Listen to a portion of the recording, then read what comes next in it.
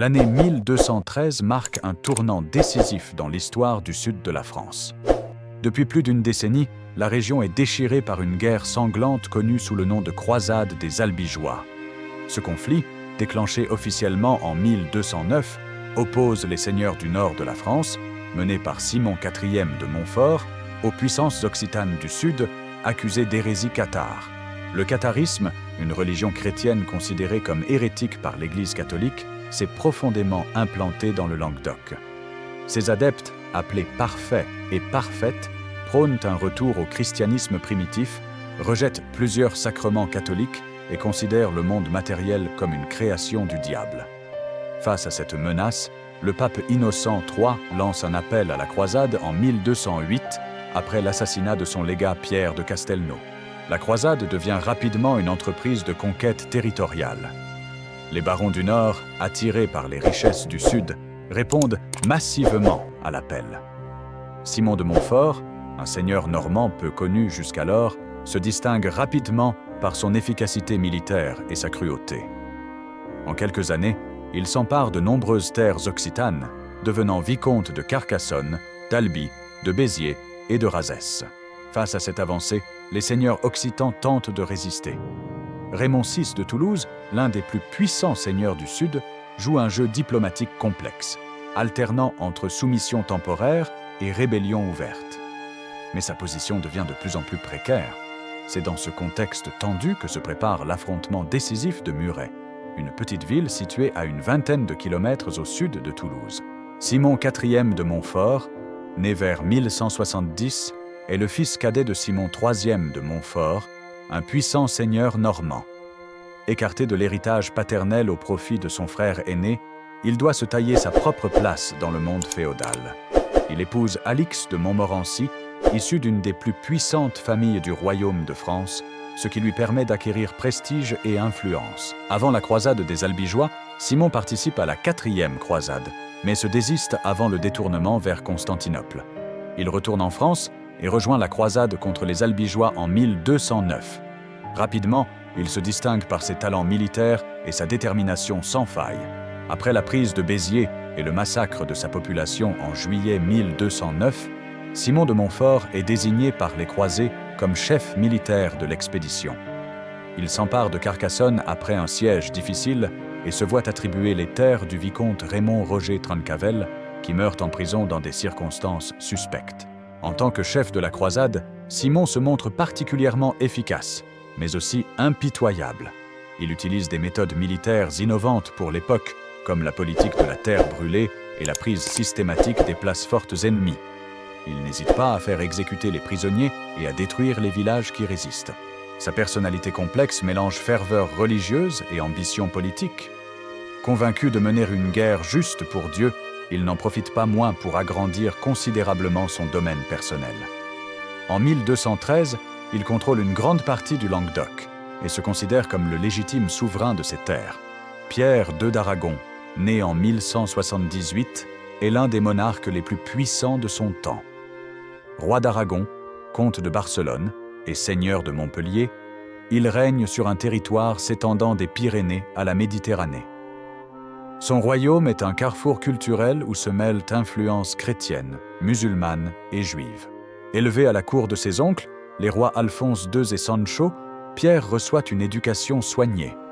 Il parle plusieurs langues, dont l'occitan, et s'intéresse à la culture des troubadours. Il est lui-même poète et mécène des arts. Sa cour attire les meilleurs artistes et intellectuels de son temps. Sur le plan politique, Pierre II est un souverain habile. Il étend son influence sur le sud de la France par des alliances matrimoniales et des interventions militaires ciblées. Il épouse Marie de Montpellier, héritière de la seigneurie de Montpellier, ce qui lui donne un pied important en Languedoc. Initialement, Pierre II soutient la croisade contre les Albigeois, y voyant un moyen d'affaiblir ses rivaux occitans. Il participe même au siège de Thermes en 1210. Mais rapidement, il comprend que l'expansion de Simon de Montfort menace directement ses propres intérêts et l'équilibre politique de la région. En 1211, après la prise de Toulouse par les croisés, Pierre II change de camp. Il devient le protecteur des comtes de Toulouse et de Foix et s'oppose ouvertement à Simon de Montfort. Il obtient du pape Innocent III la reconnaissance de ses droits sur plusieurs seigneuries du Languedoc, mais cette décision est rapidement contestée par les croisés. En 1213, Pierre II décide d'intervenir militairement pour stopper l'avancée de Simon de Montfort et protéger ses vassaux et alliés occitans. Cette décision le mènera directement à la bataille de Muret. Raymond VI de Toulouse, né en 1156, est l'un des plus riches et puissants seigneurs du royaume de France. À son apogée, il contrôle un territoire s'étendant de la Méditerranée à l'Auvergne. Il est également comte de Saint-Gilles, marquis de Gothie et duc de Narbonne. Raymond VI est un personnage complexe. Cultivé et raffiné, il est un grand mécène des arts et de la culture occitane. Sa cour attire de nombreux troubadours et poètes. Mais il est aussi connu pour sa politique changeante et son manque de constance dans ses alliances. Face à la croisade, Raymond VI adopte une stratégie d'accommodement. Il se soumet à plusieurs reprises aux croisés, fait pénitence publique, mais reprend les armes dès qu'il le peut. Cette attitude lui vaut la méfiance des deux camps. En 1211, après avoir été excommunié et dépouillé de la plupart de ses terres par le concile de Latran, Raymond VI perd Toulouse face à Simon de Montfort. Il se réfugie en Angleterre, puis en Aragon, auprès de son gendre Pierre II. Il tente de mobiliser les puissances européennes contre les croisés, mais avec peu de succès. En 1213, Raymond VI accompagne Pierre II dans sa campagne contre Simon de Montfort. Il espère récupérer ses terres et son titre, mais sa position est de plus en plus fragile. La bataille de Muret sera pour lui l'occasion de tout reconquérir ou de tout perdre définitivement. Au début de l'année 1213, Simon de Montfort est au sommet de sa puissance. Il contrôle la plupart des grandes villes du Languedoc, dont Toulouse, Albi, Carcassonne et Béziers. Il s'est fait reconnaître comme vicomte de ces territoires par le pape et le roi de France. Mais sa position reste précaire. De nombreux seigneurs occitans continuent de lui résister dans les campagnes et les montagnes. La population locale lui est majoritairement hostile, le considérant comme un occupant étranger. De plus, ses ressources financières s'épuisent rapidement, car il doit entretenir une armée permanente pour contrôler ces vastes domaines. Pour renforcer sa position, Simon de Montfort décide de s'attaquer aux dernières poches de résistance. Au printemps 1213, il lance une offensive contre les terres du comte de Foix, l'un de ses plus farouches adversaires. Il s'empare de plusieurs châteaux et place des garnisons dans les villes conquises. C'est inquiète directement Pierre II d'Aragon, car le comté de Foix est l'un de ses vassaux. En juin 1213, Simon de Montfort va encore plus loin en attaquant les terres directement contrôlées par le roi d'Aragon dans le sud de la France. Il s'empare de Muret, une ville stratégique sur la Garonne, à seulement 20 km de Toulouse. Pour Simon de Montfort, la prise de Muret est une provocation délibérée à l'égard de Pierre II. Il espère pousser le roi aragonais à une bataille décisive où il pourra l'écraser et consolider définitivement son pouvoir sur le Languedoc. Pierre II d'Aragon ne peut rester sans réaction face à l'agression de Simon de Montfort. Non seulement ses vassaux sont attaqués, mais ses propres domaines sont menacés. De plus, son prestige est en jeu. Il ne peut apparaître comme un roi incapable de protéger ses alliés et ses sujets.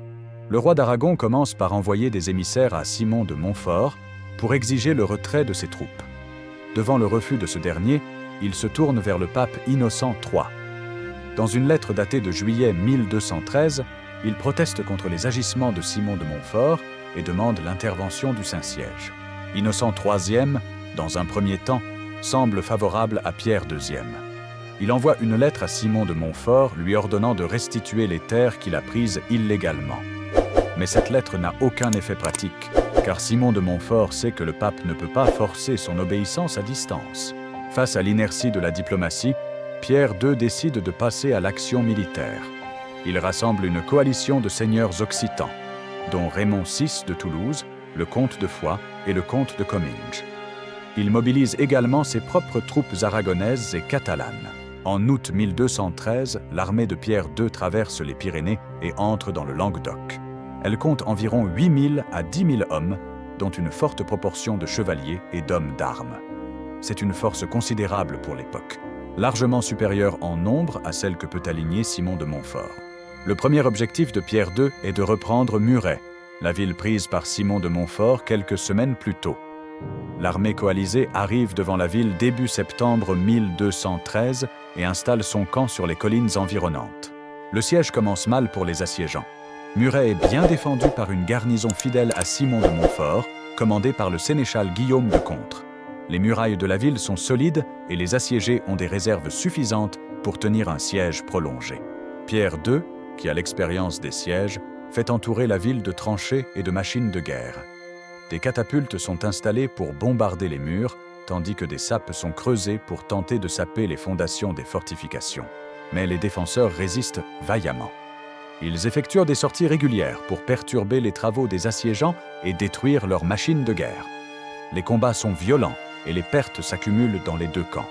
Pendant ce temps, Simon de Montfort, qui se trouve à Fanjeaux, une cinquantaine de kilomètres plus au nord, apprend la nouvelle du siège.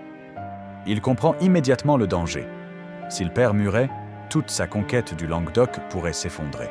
Il rassemble rapidement toutes les troupes disponibles, environ 900 chevaliers et 700 fantassins, et marche vers Muret. Il sait qu'il est largement inférieur en nombre, mais il compte sur l'effet de surprise et la supériorité tactique de ses chevaliers pour renverser la situation. Le 11 septembre 1213, l'armée de Simon de Montfort arrive en vue de Muret. Les assiégeants, surpris, lèvent le siège et se préparent à la bataille. Le lendemain, le 12 septembre, les deux armées s'affrontent dans la plaine de Muret. Ce sera l'une des batailles les plus décisives du Moyen Âge. Le matin du 12 septembre 1213, les deux armées font face dans la plaine de Muret. Du côté des croisés, Simon de Montfort dispose d'environ 1600 hommes, 900 chevaliers, 700 fantassins et quelques arbalétriers. C'est une petite armée, mais composée majoritairement de soldats professionnels, bien entraînés et équipés. Les chevaliers de Simon de Montfort sont pour la plupart des seigneurs du nord de la France, des combattants expérimentés qui ont participé à de nombreuses batailles. Ils sont lourdement armés, avec une cotte de mailles, un aume, un bouclier et une longue lance. Leur monture, un destrier spécifiquement élevé pour la guerre, est également protégée. Les fantassins, principalement des sergents d'armes, sont moins bien équipés mais combattent avec courage. Ils ont pour rôle de protéger les chevaliers pendant qu'ils préparent leurs charges et de soutenir l'infanterie ennemie. Face à eux, l'armée de Pierre II d'Aragon est bien plus nombreuse. Les chroniques de l'époque parlent de 30 000 à 40 000 hommes, mais les historiens modernes estiment ce chiffre exagéré. Le nombre réel se situe probablement entre 8 000 et 10 000 combattants. Cette armée est composée de contingents variés. Il y a les chevaliers aragonais et catalans, les vassaux de Pierre II, au nombre d'environ 1500. Il y a aussi les chevaliers occitans, environ 2000, menés par Raymond VI de Toulouse et le comte de Foix. Le reste de l'armée est constitué de miliciens toulousains, de fantassins catalans et de contingents de divers seigneurs locaux. Sur le papier, l'avantage numérique est écrasant pour Pierre II. Mais son armée est hétéroclite, avec des troupes de qualité variable et des commandants aux intérêts parfois divergents. De plus, elle vient de lever un siège et n'a pas eu le temps de se préparer correctement à la bataille. Simon de Montfort sait qu'il ne peut pas vaincre par une attaque frontale. Il adopte donc une stratégie audacieuse qui joue sur la discipline et la mobilité de ses chevaliers. Il divise son armée en 3 corps. Le premier, composé de la cavalerie lourde, est placé sous son commandement direct. Le deuxième, constitué de fantassins et d'arbalétriers, est commandé par son frère Guillaume de Montfort. Le troisième, une réserve de cavalerie, est mené par Bouchard de Marly. Le plan de Simon est simple mais risqué. Il ordonne à ses fantassins de former un carré défensif au centre de sa position, avec les arbalétriers sur les flancs. Cette formation doit attirer l'attention de l'ennemi et l'inciter à attaquer le centre, ce qui affaiblirait ses ailes. Pendant que l'infanterie tient tête à l'ennemi, Simon prévoit de lancer sa cavalerie dans une charge enveloppante sur les flancs de l'armée adverse. L'objectif est de percer les lignes ennemies, de créer la panique et de prendre à revers les troupes qui attaquent le centre. C'est une tactique classique de l'époque, mais elle demande une coordination parfaite et un timing impeccable. Un seul faux mouvement et la petite armée de Simon risque d'être écrasée sous le nombre. Pierre II d'Aragon, confiant dans sa supériorité numérique, adopte une formation plus traditionnelle. Il place ses troupes en une longue ligne face à l'armée de Simon de Montfort. Au centre, il positionne l'infanterie, composée principalement de miliciens toulousains et de fantassins catalans. Ces troupes sont nombreuses mais peu expérimentées. Elles ont pour rôle d'engager le combat et de fixer l'ennemi pendant que la cavalerie prépare sa charge. Sur les ailes, il dispose ses chevaliers. À gauche, il place les chevaliers aragonais et catalans, ses troupes d'élite, sous son commandement direct. À droite, il positionne les chevaliers occitans, menés par Raymond VI de Toulouse et le comte de Foix.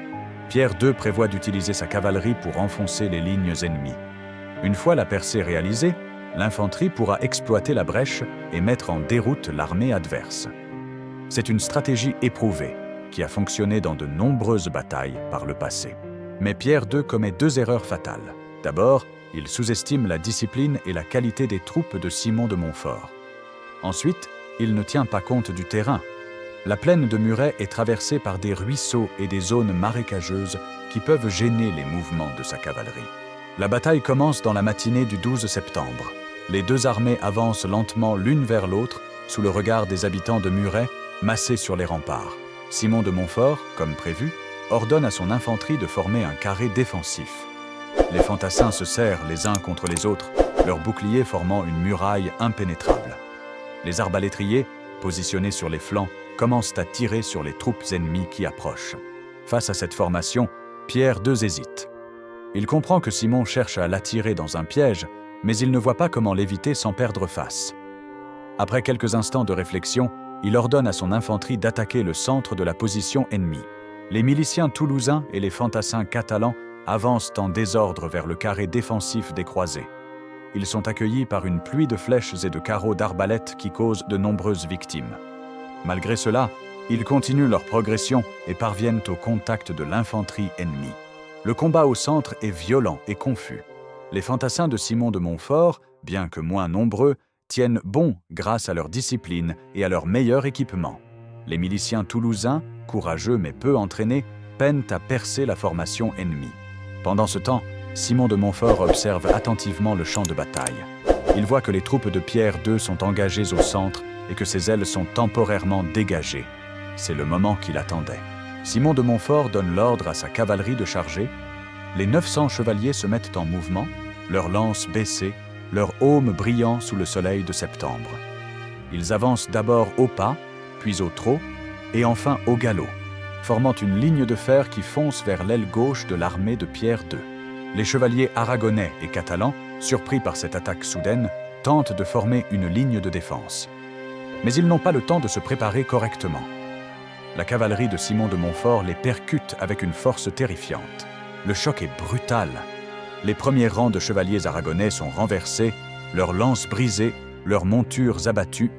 Ceux qui suivent sont désorganisés par la panique et ne peuvent opposer une résistance efficace. En quelques minutes, toute l'aile gauche de l'armée de Pierre II est en déroute. Pierre II lui-même est au cœur de la mêlée. Il combat avec courage, tentant de rallier ses troupes en déroute. Mais il est rapidement encerclé par les chevaliers de Simon de Montfort. Il tombe de son cheval et continue à combattre à pied jusqu'à ce qu'un coup d'épée lui tranche la gorge. La mort du roi d'Aragon est un coup terrible pour le moral des troupes coalisées. La nouvelle se propage rapidement à travers le champ de bataille, semant la confusion et la panique. Pendant ce temps, la cavalerie de Simon de Montfort se retourne contre l'aile droite de l'armée adverse, où se trouvent les chevaliers occitans. Ces derniers, voyant la déroute de leurs alliés aragonais et apprenant la mort de leur roi, hésitent à engager le combat. Certains, menés par le comte de Foix, tentent de résister. Mais ils sont rapidement submergés par le nombre et la supériorité tactique des chevaliers de Simon de Montfort. D'autres, comme Raymond VI de Toulouse, préfèrent fuir pour sauver leur vie. En moins d'une heure, la situation s'est complètement retournée. L'aile gauche de l'armée de Pierre II est en déroute, le roi est mort, et l'aile droite est sur le point de céder. Au centre, l'infanterie, qui combat encore vaillamment, se retrouve isolée et encerclée. Les miliciens toulousains et les fantassins catalans comprennent qu'ils sont abandonnés. Certains tentent de se frayer un chemin pour s'échapper, d'autres continuent à combattre désespérément. Mais face à la cavalerie de Simon de Montfort, qui les charge maintenant de tous les côtés, ils n'ont aucune chance. La panique gagne les rangs de l'armée coalisée. Les soldats jettent leurs armes et fuient dans toutes les directions. La poursuite est sanglante. Les chevaliers de Simon de Montfort, furieux et excités par la victoire, taillent en pièces les fuyards sans distinction. Certains tentent de traverser la Garonne pour échapper à leurs poursuivants. Beaucoup se noient, alourdis par leurs armures. D'autres se réfugient dans les marais environnants, où ils sont traqués et tués un par un. La bataille, qui n'a duré que quelques heures, est un désastre pour les forces coalisées. Les pertes sont effroyables. Selon les chroniques de l'époque, entre 10 000 et 20 000 hommes auraient été tués, un chiffre probablement exagéré, mais qui témoigne de l'ampleur du massacre. Du côté des croisés, les pertes sont relativement légères. Simon de Montfort ne déplore qu'une dizaine de chevaliers tués et une cinquantaine de fantassins. C'est une victoire écrasante, l'une des plus spectaculaires de l'époque médiévale. La bataille de Muret renforce considérablement la position de Simon de Montfort dans le Languedoc. Avec la mort de Pierre II d'Aragon et la déroute de l'armée coalisée, il n'a plus d'adversaire capable de lui contester le contrôle de la région. Dans les jours qui suivent la bataille, de nombreux seigneurs occitans viennent lui faire allégeance, espérant ainsi préserver leurs terres. Raymond VI de Toulouse, qui a réussi à s'échapper, se réfugie en Angleterre, laissant ses domaines sans défense. Simon de Montfort entre triomphalement à Toulouse, où il est acclamé par la population qui n'a d'autre choix que de se soumettre. Il organise des célébrations pour commémorer sa victoire et fait construire une église en l'honneur de Saint Dominique, le fondateur de l'ordre des Dominicains, qui l'a soutenu pendant la croisade. Sur le plan politique, Simon de Montfort cherche à légitimer son pouvoir. Il obtient du pape Innocent III la confirmation de ses droits sur les terres qu'il a conquises. Il se rend également à Paris pour rendre hommage au roi Philippe Auguste, qui le reconnaît comme vassal pour ses possessions françaises. Mais malgré ses succès, la position de Simon de Montfort reste fragile. La population du Languedoc lui reste hostile, et de nombreux seigneurs continuent à le combattre dans les campagnes et les montagnes. De plus, ses ressources financières s'épuisent rapidement, car il doit entretenir une armée permanente pour contrôler ces vastes domaines.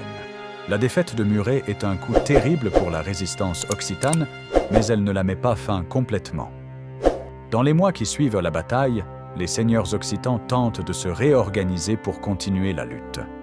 Raymond VI de Toulouse, réfugié en Angleterre, cherche à obtenir le soutien du roi Jean sans terre. Il envoie des émissaires dans les cours européennes pour tenter de former une nouvelle coalition contre Simon de Montfort. Mais ces efforts rencontrent peu de succès, car les puissances européennes sont préoccupées par d'autres conflits.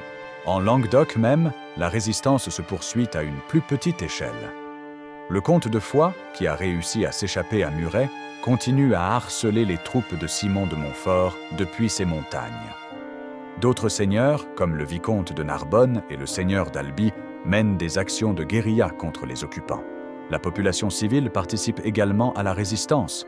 Des attaques contre les garnisons croisées sont organisées dans de nombreuses villes et villages. Les cathares, pourchassés par l'Inquisition, continuent à pratiquer leur religion en secret, aidés par des sympathisants. Mais cette résistance est désorganisée et manque de coordination. Sans le leadership de Pierre II d'Aragon et sans le soutien des grandes puissances européennes, elle ne peut pas sérieusement menacer le pouvoir de Simon de Montfort. La bataille de Muret marque un tournant décisif dans la croisade des Albigeois. Avec la victoire de Simon de Montfort, la croisade entre dans une nouvelle phase, plus politique que religieuse. Le pape Innocent III, satisfait de cette victoire qu'il considère comme un signe de la faveur divine, renforce son soutien à Simon de Montfort. Il envoie de nouveaux légats dans le Languedoc pour organiser la lutte contre les cathares et pour consolider l'autorité de l'Église. L'Inquisition, qui vient d'être créée en 1212, intensifie ses activités. Des tribunaux sont établis dans les principales villes du Languedoc pour juger les hérétiques. Des milliers de personnes sont arrêtées, torturées et exécutées pour leurs croyances religieuses. Mais la croisade change également de nature. Elle devient de plus en plus une entreprise de conquête territoriale au profit de la couronne de France. Le roi Philippe Auguste, bien qu'officiellement neutre, soutient de plus en plus ouvertement Simon de Montfort, voyant dans cette croisade une occasion d'étendre son influence dans le sud. Cette évolution inquiète de nombreux seigneurs occitans, même ceux qui ne sont pas directement impliqués dans la résistance. Ils comprennent que la croisade menace non seulement leur religion, mais aussi leur autonomie politique et leur culture. Malgré sa victoire écrasante à Muret, Simon de Montfort ne jouira pas longtemps de son triomphe. En juin 1218, alors qu'il assiège Toulouse, qui s'est rebellé contre son autorité, il est tué par un coup de pierre tiré d'une catapulte. Sa mort provoque une crise de succession dans le Languedoc. Son fils, Amaury de Montfort, lui succède, mais il n'a ni le talent militaire ni l'autorité de son père. Il doit faire face à une résistance de plus en plus organisée, menée par le fils de Raymond VI, Raymond VII de Toulouse. La situation se complique encore lorsque le roi de France, Louis VIII, décide d'intervenir directement dans le conflit. En 1226, il lance une nouvelle croisade contre les Albigeois, mais cette fois-ci, l'objectif n'est plus de combattre l'hérésie, mais d'annexer le Languedoc à la couronne de France. Louis VIII meurt la même année, mais son successeur, Louis IX, futur Saint-Louis, continue sa politique. En 1229, par le traité de Paris, Raymond VII de Toulouse accepte de céder la plupart de ses terres au roi de France et de marier sa fille Jeanne à Alphonse de Poitiers, le frère du roi. Ce traité marque la fin effective de l'indépendance occitane et l'intégration du Languedoc dans le royaume de France. La croisade des Albigeois, commencée comme une guerre religieuse contre les Cathares, se termine par l'annexion politique d'un territoire riche et prospère. La bataille de Muret, bien que souvent négligée dans les manuels d'histoire, a eu des conséquences profondes et durables. Elle a non seulement déterminé l'issue de la croisade des Albigeois, mais elle a aussi redéfini la géographie politique de la France. Si Pierre II d'Aragon avait remporté la victoire ce jour-là, le sud de la France aurait probablement maintenu son autonomie et son identité culturelle distincte. Le royaume d'Aragon aurait étendu son influence au nord des Pyrénées, et la France aurait conservé sa configuration bipolaire, avec un domaine royal au nord et des principautés quasi indépendantes au sud. Mais la victoire de Simon de Montfort a ouvert la voie à l'unification de la France sous l'autorité de la couronne. En intégrant le Languedoc, le royaume de France a acquis non seulement de vastes territoires, mais aussi des villes riches, des ports commerciaux importants et une culture dynamique. Cette unification a renforcé considérablement le pouvoir de la monarchie française, qui est devenue l'une des principales puissances européennes dans les siècles suivants. Elle a également contribué à l'émergence d'une conscience nationale française, même si cette conscience a mis plusieurs siècles à se développer pleinement. La bataille de Muret a également eu des conséquences culturelles importantes. En soumettant le Languedoc à l'autorité française, elle a initié le déclin de la culture occitane, qui était alors l'une des plus brillantes d'Europe. La langue occitane, parlée par des millions de personnes dans le sud de la France, le nord de l'Italie et le nord de l'Espagne, a progressivement été remplacée par le français. La littérature occitane, qui avait produit des chefs-d'œuvre de la poésie des troubadours, a été marginalisée. L'Inquisition, renforcée après la victoire de Muret, a pourchassé non seulement les cathares, mais aussi tous ceux qui s'écartaient de la doctrine catholique officielle. Cette persécution a mis fin à la relative tolérance religieuse qui caractérisait le Languedoc et a imposé une uniformité culturelle et religieuse. Cependant, la culture occitane n'a pas complètement disparu. Elle a survécu dans les campagnes, dans les traditions populaires et dans la mémoire collective des habitants du Sud. Aujourd'hui, elle connaît même un certain renouveau, avec des efforts pour préserver et promouvoir la langue et la culture occitane. Sur le plan militaire, la bataille de Muret reste un exemple remarquable de victoire de la qualité sur la quantité. Simon de Montfort, avec une petite armée bien entraînée et disciplinée, a réussi à vaincre une force largement supérieure en nombre. Cette victoire s'explique par plusieurs facteurs. D'abord, la supériorité tactique de Simon de Montfort, qui a su utiliser le terrain et les points forts de son armée pour compenser son infériorité numérique. Ensuite, la discipline et la cohésion de ses troupes, qui ont pu exécuter des manœuvres complexes sous la pression du combat. Enfin, les erreurs de Pierre II d'Aragon, qui a sous-estimé son adversaire et n'a pas su adapter sa stratégie aux circonstances. La bataille de Muret illustre également l'importance de la cavalerie lourde dans la guerre médiévale. Les chevaliers de Simon de Montfort, bien que peu nombreux, ont été l'arme décisive qui a permis de retourner la situation. Leur charge enveloppante a brisé les lignes ennemies et semé la panique dans les rangs adverses. Cette bataille montre aussi à quel point les facteurs psychologiques sont importants au combat. La mort de Pierre II d'Aragon a provoqué l'effondrement du moral des troupes coalisées, les conduisant à la déroute malgré leur supériorité numérique. Aujourd'hui, la bataille de Muret est commémorée chaque année dans la petite ville qui a donné son nom à cet affrontement historique. Des reconstitutions historiques, des conférences et des expositions permettent au public de mieux comprendre cet événement majeur de l'histoire médiévale. Pour les habitants de Muret, la bataille fait partie de leur identité locale. La ville conserve de nombreux vestiges de cet épisode historique, comme l'église Saint-Jacques, où Simon de Montfort aurait prié avant la bataille, ou la croix de Pierre II, qui marque l'endroit où le roi d'Aragon a été tué. Mais la mémoire de la bataille de Muret est aussi l'objet de débats et d'interprétations contradictoires. Pour certains, elle représente la victoire de la civilisation et de la foi catholique sur l'hérésie et le désordre. Pour d'autres, elle symbolise la destruction d'une culture riche et tolérante par une force étrangère et oppressive. Ces débats reflètent la complexité de l'histoire et la manière dont les événements du passé continuent d'influencer notre compréhension du présent. La bataille de Muret, avec ses héros et ses victimes, ses vainqueurs et ses vaincus, nous rappelle que l'histoire est toujours une construction, une interprétation du passé à travers le prisme du présent. En fin de compte, la bataille de Muret est plus qu'un simple affrontement militaire. C'est un moment charnière qui a façonné l'histoire de la France et de l'Europe, un événement dont les échos résonnent encore aujourd'hui dans notre culture, notre politique et notre identité collective. En comprenant cette bataille, nous comprenons mieux les forces qui ont façonné notre monde et les choix qui ont mené à la situation actuelle.